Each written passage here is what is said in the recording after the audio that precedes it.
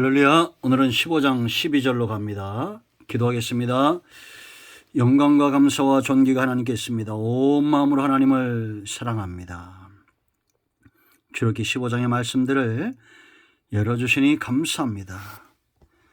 말씀의 통로가 되게 하시고 종을 낮추시고 겸손하게 하시고 하나님의 선하신 뜻만 분명히 나타나는 귀한 시간 되기를 원합니다. 전하는 자나 듣는 모든 주의 백성들의 마음과 눈과 귀를 열어주시고 하나님의 말씀이 깨달아짐으로 우리의 중심이 밤대에 변화되어져서 하나님이 어떤 분인가를 분명히 알게 하시고 우리가 얼마나 존귀한 존재인가를 또한 분명히 아는 귀한 시간 되기를 원합니다.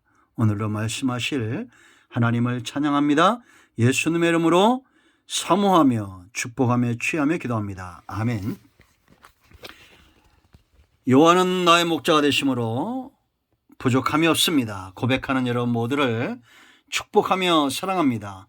오늘 하루도 여호와의 이레 여호와 니시의 축복 하나님이 예비하신 날입니다. 아멘. 자, 12절 말씀 보세요. 여러분, 주께서 오른손을 드신 즉 땅이 그들을 삼켰나이다. 아멘. 오른손은 하나님의 의지를 말하고 하나님의 능력을 말합니다. 땅이 삼켰다는 것은 이제 이것이 홍해 사건을 이야기하지만 땅도 물도 생명 있는 것이나 없는 것이나 모든 것들이 하나님의 주권에 의해서 움직인다라는 겁니다. 아멘.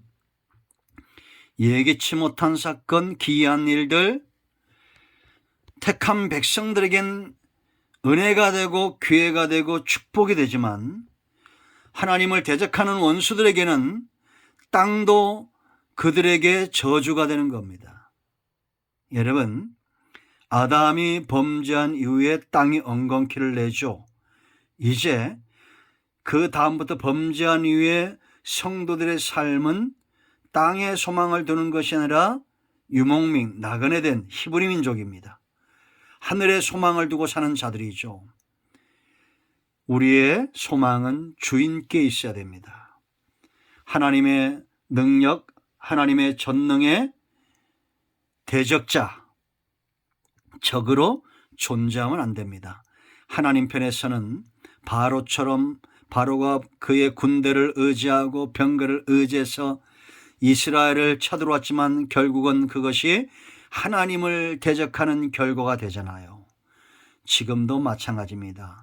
성도들은 하나님과 하나된 존재입니다. 그러므로 우리 서로 다투지 말아야 되고 세상은 교회를 향해서 원망하는 소리들을 그쳐야 됩니다. 하나님을 대적해서는 안 된다라는 겁니다. 자, 바울이 깨달은 바가 있습니다. 하나님이 오른손을 들어 바로와 그 군대를 멸했지만 택한 백성들의 가치는 어디 있습니까? 13절 보세요. 주의 인자하심으로 이것이 성도의 가치입니다. 우리가 15장을 공부하면서 하나님 어떤 존재인지 제가 계속 이야기하는 이유가 있어요. 반복해야 알더라고요. 내가 얼마나 가치 있는 존재인지. 바로 같은 세상, 애국 같은 세상, 바로 같은 세상의 능력자도 하나님 앞에서는 지푸라기와 같다는 존재.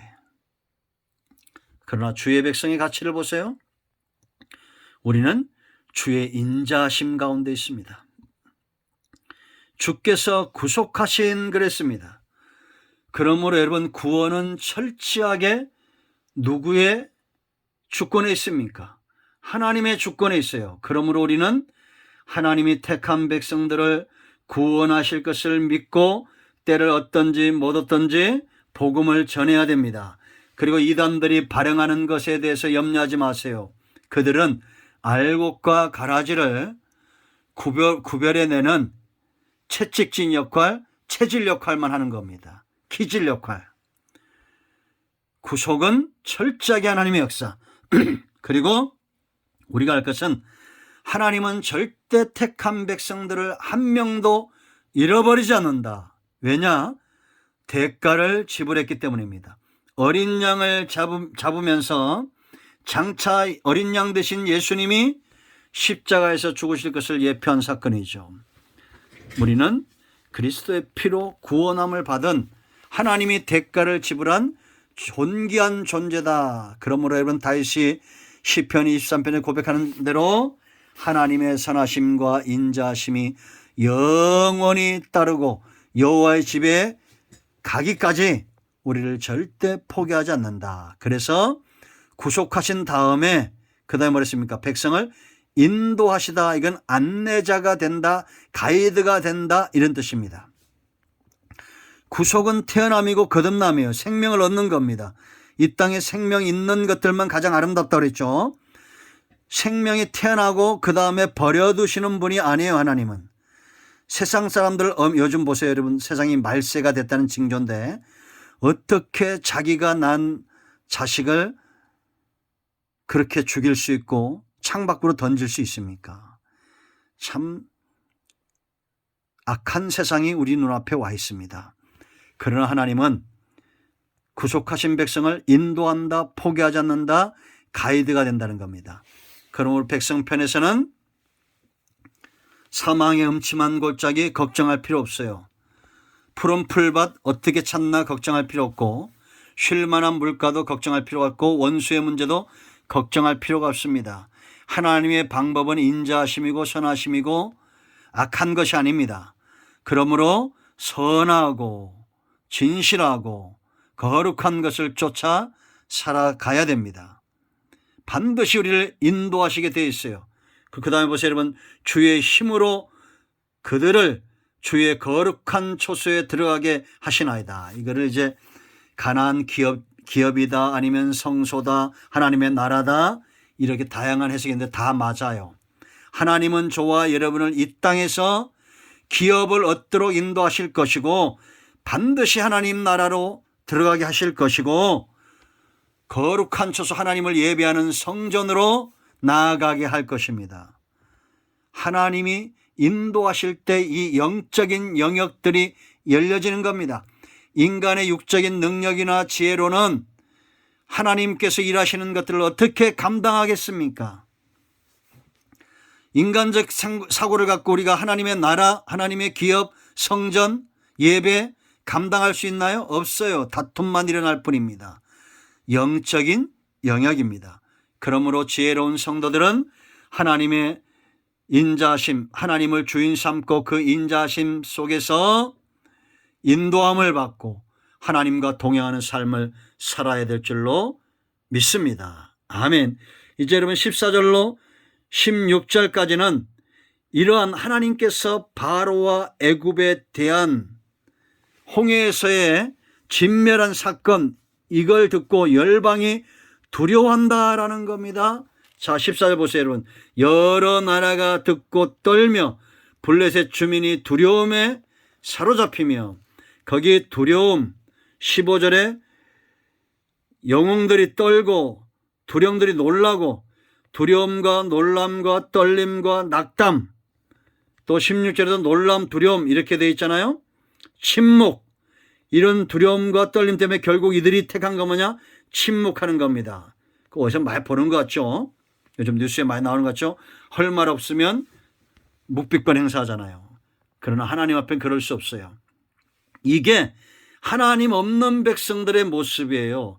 떨고 두렵고 낙담하고 놀라고 절망하고 이러한 것.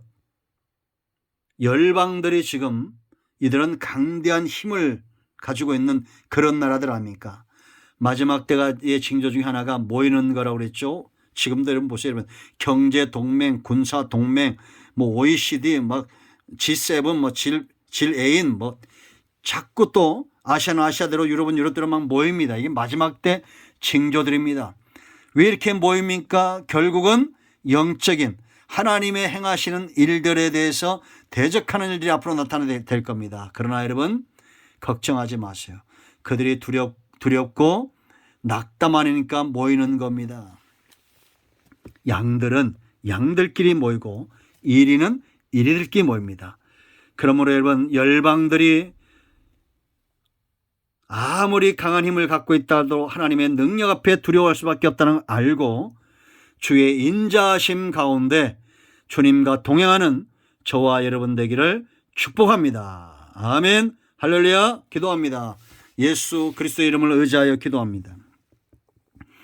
우리가 하나님 앞에 구속함을 받은 자들로 하나님과 동행하며 반드시 하나님이 원하시는 목적지로 나아가는 순전하고 순종하고 낮아지며 겸손한 그런 백성들 되기를 원합니다. 우리 가운데 병든 자, 마음이 상한 자, 문제 있는 자, 그것이 무슨 문제인지 하나님께서 해결하시고 하나님의 선하신 인도함 가운데 늘 있게 하옵소서. 예수님의 이름으로 사모하며 축복하며 취하며 기도합니다. 아멘. 할렐루야. 응답되었습니다. 여러분 모두 축복합니다. 아멘.